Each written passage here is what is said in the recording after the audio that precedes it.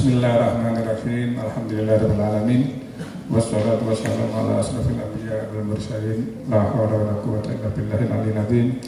Rabbi shrah li sadri wa yassir li amri wahlul 'uqdatam min lisani yafqahu qawli. Amma ba'd. Pertama-tama mari kita ucapkan syukur alhamdulillah siang ini kita bisa silaturahim. Semoga mendapat barokah, panjang umur, panjang rezeki, ya, panjang umur, panjang rezeki, utang lunas. Yang terpenting doanya kan utang lunas. Doa itu kayaknya lebih kuat daripada sholawatnya, ya. Sama-sama kita baca sholawat, semoga majelis ini mendapatkan syafaat dari Rasulullah Sallallahu Alaihi Wasallam. Allahumma sholli ala sayyidina Muhammad. Yang terhormat Dr. Kiai Haji Basarizam, Ketua Umum, misalnya Ketua Umum MUI Provinsi, kemudian MUI Provinsi atau disebut dengan Sekum, Dr. Endang LC, kemudian Ketua Komisi Infokom Profesor Syaifuddin, dan seluruh jajaran pengurus MUI Provinsi Banten beserta para undangan. Jadi alhamdulillah Komisi Infokom ini termasuk salah satu komisi atau badan di MUI Pusat yang relatif bagus ya Bu ya. Nah, lumayan bagus kan? Nah, lumayan bagus. Audit internal maupun eksternal. Kalau eksternal itu lembaga lain. Jadi ada lembaga auditor lain yang mengaudit kami. Jadi alhamdulillah Komisi Infokom dengan seluruh kelebihannya, tidak ada kekurangannya. Itu karena kelebihannya karena kita ini semuanya lebih waktu, sisa waktu untuk mengabdi di Infokom. Jadi kelebihannya, lebih waktu, lebih kesempatan, lebih komitmen, baru mengabdi di Infokom. Nah itu kita mendapatkan ranking lumayan bagus di ISO di internal MUI. Alhamdulillah. Kenapa ada ISO? Karena MUI di pusat khususnya kepingin melakukan standarisasi tata kelola organisasi. Nah, salah satu Pak yang dipakai adalah ISO 9001 ya. Alhamdulillah kita menjadi mungkin bisa dibilang satu-satunya ormas Islam yang berstandar ISO. Oleh karena itu mungkin Banten juga sudah ada Monef kemarin kan. Itu juga bagian dari penyamaan persepsi dan visi agar supaya MUI di provinsi juga punya ini yang sama, saya kira. Sudah ISO juga. Minimal ISO lah ya, kalau nggak ISO. Saya ingin menjelaskan sekilas karena tidak semua di MUI itu ngerti juga Infokom. Sebelum masuk ke inti, di Infokom ini ada sekitar 50 orang komisi Infokom di pengurusnya itu. Salah satu yang sering tampil di TV namanya Gun Herianto, Dr. Gun Herianto. Ada juga yang suka di Twitter itu namanya Ismail Fahmi. Nah, kalau Pak Tamtan ini sosiologi perkotaan, jadi maklum dia orang kota, jadi memang dia kuliahnya di kota Jakarta, jadi sosiologi perkotaan. Ada juga yang lain, saya kira banyak beberapa lah, itu yang sering tampil di media. Kalau Ismail Fahmi itu kalau ada pilkada, ada pilpres itu hampir pastilah ya, paling laris. Mas Gun juga sama saya kira. Itu salah satu tim yang di Infokom. Di Infokom ini alhamdulillah kita sudah pernah melakukan konsolidasi secara nasional 2001, termasuk Banten juga kita undang di Jakarta ya. Itu salah satu output yang dihasilkan adalah kita sebut dengan nama Mujahid Digital. Mujahid Digital tugasnya apa? Antara lain adalah ikut membanjiri ruang digital dengan konten-konten positif. Paling tidak kalau nggak bisa ngisi, mengajak orang lain untuk ikut. Oleh karena itu jihad dalam pengertian yang positif ya. Kenapa? Karena dunia digital ini bisa dibilang 73% lebih bangsa Indonesia ini, khususnya generasi di 50 ke bawah. Sementara di medsos ini hasil survei menunjukkan bahwa mayoritas info keagamaan yang bersifat mencerahkan dan meluruskan itu masih kelas rendah sekali, hampir 30% kelas maksimal. Nah, tugas kita bagaimana ruang yang 30% ini ditingkatkan terus. Nah, kami di pusat punya concern di situ. Kemudian kami membentuk namanya Mujahid Digital. Ya karena ini di MUI sifatnya khidmat atau kegiatan charity, tentu saja Ini soal komitmen, saya kira soal kesempatan dan lain-lain. Perlu saya sampaikan juga di Komisi Infocom ini, kalau di media mainstream itu ada website MUI. Alhamdulillah kita juga dari waktu ke waktu kita perbaiki, kita tingkatkan.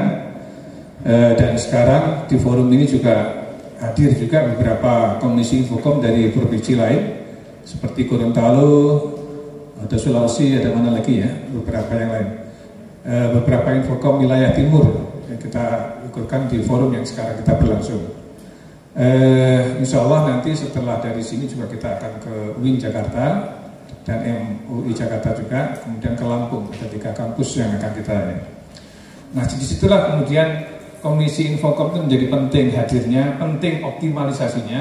Kenapa? Karena Infocom ini adalah pelayan para khodimul ummah, para ulama, para ulama di MUI. Jadi kiai-kiai, para mubalik, para ahli kreator segala macam itu yang fasilitasi adalah Komisi Infocom. Kemudian yang mendiseminasi kemana-mana itu Komisi Infocom. Disitulah letak strategisnya Komisi Infocom. Jadi kalau Komisi Infocom ini rata-rata kiai itu per 5 tahun dipanggilnya. Jadi kalau kami dipanggil 5 tahun sekali. Kalau ada perpanjangan SK dipanggil kiai. Kalau enggak. Karena memang kompetensi yang kita butuhkan bukan sekedar ilmu agama, tapi yang utama adalah kompetensi di bidang media digital. Nah, bahwa punya kompetensi ilmu agama itu syarat lain yang itu sifatnya sunnah wal muakkad. Bapak Ibu sekalian, di provinsi itu ada beberapa provinsi yang sudah lumayan komisi Infocomnya seperti di Sulsel, nanti mungkin dijelaskan teman-teman. Kesempatan ini yang pertama yang ingin saya sampaikan adalah forum ini adalah pertama tujuannya adalah koordinasi lintas komisi, artinya Komisi Infocom Pusat sama Komisi Infocom di Banten, dengan harapan kerja Komisi Infocom tidak akan jalan tanpa bantuan dari komisi maupun lembaga yang lain. Ibaratnya begini, kalau Komisi Infocom itu menyiapkan kamar, kalau pondok pesantren menyiapkan godaannya, menyiapkan kamarnya, yang isi, yang jadi santrinya, yang isi, yang ngajar, itu komisi fatwa, komisi dakwah, komisi PRK dan lain-lain. Itu yang si konten. Jadi Infocomnya adalah menyiapkan aplikasi, menyiapkan ruang untuk orang berekspresi. Oleh karena itu kita berharap di Komisi Infocom nanti itu melakukan banyak kemitraan dengan banyak pihak. Nah, kemudian isinya ada di mana-mana. Nah, saya kira kan kalau di MUI itu banyak sekali, apalagi di Banten ini salah satu besaran tertua. Ini tokoh-tokoh agamawan. Ini ada tokoh yang paling fenomenal, Kiai Nawawi, Al-Bantani, kemudian yang lain. Dan di jumlah pondok pesantren di Banten ini tidak kurang dari 1000 pondok pesantren. Jadi bisa dibayangkan kalau satu pondok satu konten aja berapa, gitu kan? Satu pondok satu konten. Misalnya kita bikin konten bab sholat yang benar itu seperti apa sih? Gitu loh. Kalau yang membuat itu MUI, orang langsung yakin bahwa ini adalah lembaga yang otoritatif. Otoritatif kenapa? Karena memang isinya adalah orang yang ahli di bidangnya. Gitu loh. Bikin panduan wudhu yang baik, surat yang baik, kemudian misalnya soal haid dan lain-lain, dan banyak sekali. Nah, itu kalau di pusat kebetulan kita menggunakan ini ada tanya jawab, ini tanya ulama ya, tanya ulama rubriknya itu basisnya fatwa. Kan hampir semua fatwa kan sudah ribuan dan banyak hal. Nah, saya kira juga di Banten bisa dikembangkan itu, karena ternyata yang paling banyak mengunjungi media kita itu adalah soal-soal yang aktual, tanya jawab seperti itu tertinggi. Kalau berita seperti kita kegiatan begini diberitakan itu yang baca ya pengurus saja, yang lain nggak punya kepentingan untuk baca. Ya kita suruh sendirilah kira-kira begitu kalau anak muda, kita hanya suruh sendiri. Tapi kalau yang publik, kita ini khodimul ummah, melayani umat, itu adalah ilmu keagamaan. Dan 70% yang saya bilang tadi, Gen Z tadi, mayoritas belum tentu keagamaannya utuh. Kenapa? Karena sumber informasinya juga tidak utuh dari media sosial. Disitulah kemudian kehadiran MUI menjadi penting. Dan siapa yang menjadi sopir dan koneknya informasi agama? Ya di Komisi Infocom. Itulah saya kira. Nah, disitulah kemudian nanti akan dijelaskan oleh teman-teman bagaimana pentingnya konvergensi atau penggabungan media. Jadi satu website misalnya itu sudah berbagai media sosial bisa muncul semua. Juga ada TikTok, ada YouTube. Ini saya lihat di gedung MUI di Banten ini besar sekali. Kami kalau di pusat itu Pak hanya 2 meter kayak anak kos itu, anak pesantren itu, satu kamar diisi 30 orang, jadi kecil-kecil. Tapi ya kita berkreasi karena sekarang zaman digital kan nggak perlu ngantor. Nah saya kira itu beberapa catatan penting yang saya sampaikan. Mungkin itu sekedar pengantar dari saya. Saya ucapkan terima kasih. Semoga forum ini benar-benar maslahah, barokah dan memang memberikan manfaat yang besar buat kita sebagai pelayan umat. Kalau Infocom pelayan MUI kalau kita nggak sampai ke umat. Jadi kita tuh melayani orang dalam supaya yang di dalam itu keluar. Nah, ya yang di dalam itu komisi fatwa, komisi dakwah itu biar keluar. Nah kita yang melayani di dalam bagian opera-opera ya. Dan saya teruskan. Assalamualaikum warahmatullahi wabarakatuh.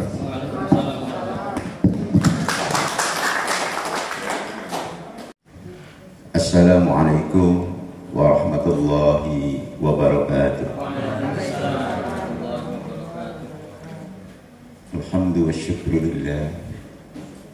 Salatan wa salaman ala rasulillah Sayyidina wa maulana Muhammad ibn Abdillah wa ala alihi wa sahbihi wa man tabi'a hudahu wa wala min yawmin hada ila yawmin akhir. Amma ba'd. Hadrah masyayikh, para kiai, wabil khusus sahibul fadilah Hadratus Syekh Kiai Haji Mabrur dari Majelis Ulama Indonesia Pusat serta seluruh tim dari Infocom MUI Pusat. Selamat datang di Provinsi Banten. Atas nama pimpinan Majelis Ulama Indonesia Provinsi Banten, kami mengaturkan terima kasih Komisi Infocom MUI Pusat ini melaksanakan kegiatan di Banten. Ini persoalan kita hari ini, bagaimana sebenarnya melakukan sebuah improvisasi. Media di MUI Banten, media industri mungkin baru disampaikan oleh Pak AA segala macam bisa media industri. Tapi media yang lain yang diyakini oleh orang sebagai, kalau media ini di mata orang, di mata kita hari ini sebenarnya media itu pertama sebagai pemberi informasi. Nah, yang kedua, media itu tentu saja juga sebagai pembentuk atau pola pikir.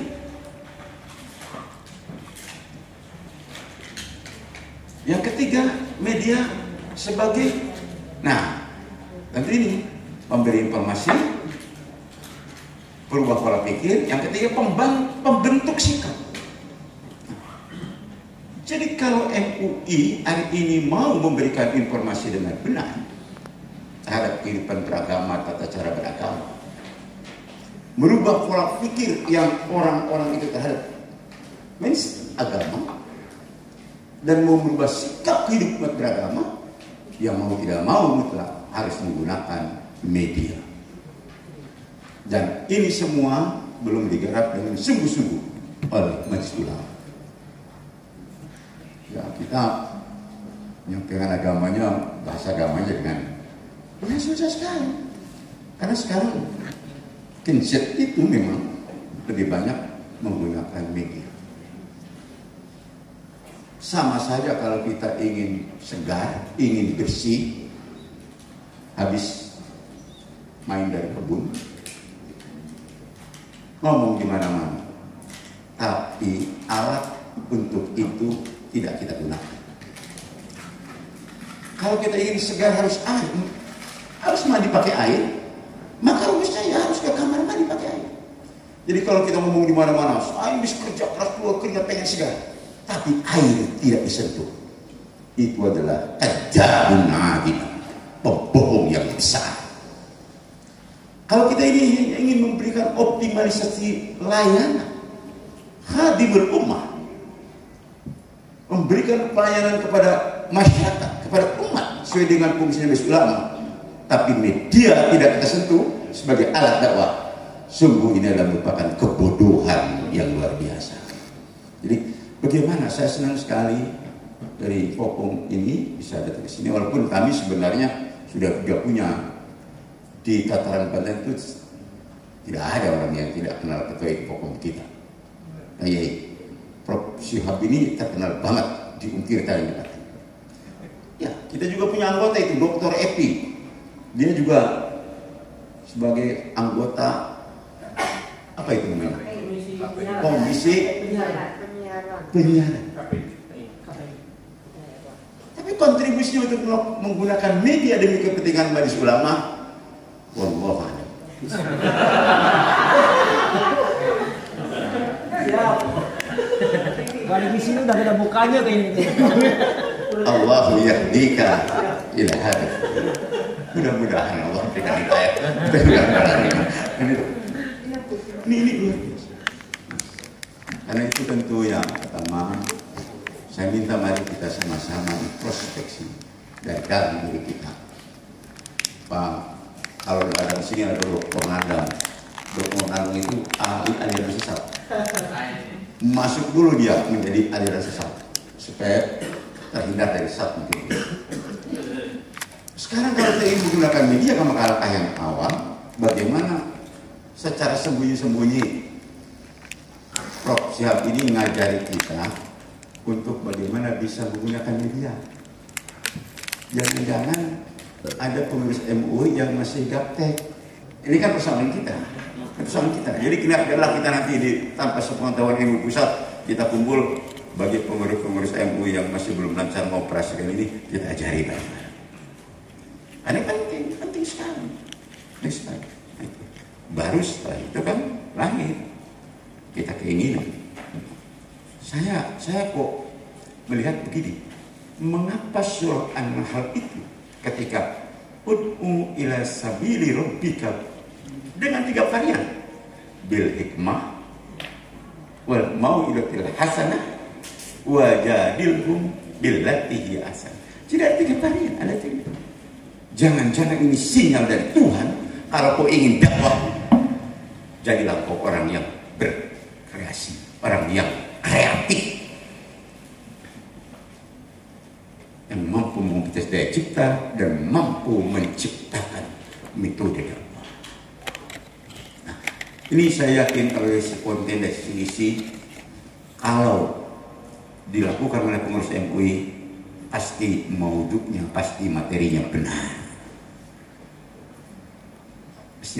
Tinggal kita memang kesulitan kita yaitu kemampuan kreasi untuk membuat. Kadang-kadang kita borenia lihat TikTok, lihat itu begitu kemana-mana enak.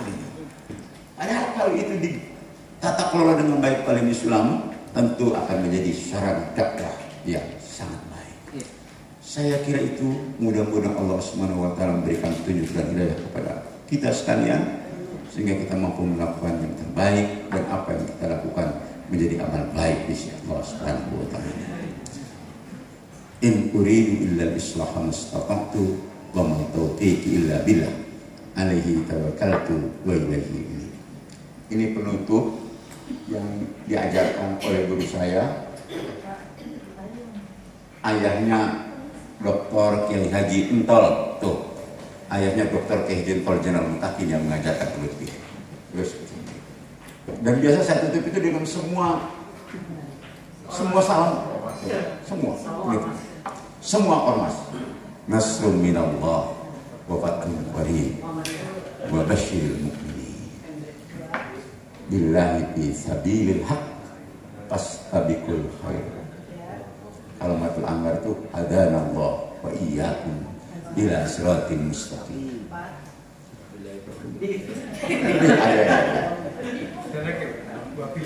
Allahu ya'khudu bi aidina ila ma fihi khairul Islam wal muslimin. Itu dari Persia. Tapi kalau dari PU ini belum hafal saya. Itu PU. Oh, gitu. Nah, kalau MD itu sebenarnya sudah benar. Wallahu waliyut taufiq wal hidayah. Kalau kita mau billahi taufiq wal hidayah. Wallahul muwaffiq ila aqwamit thoriq. Wassalamualaikum warahmatullahi wabarakatuh.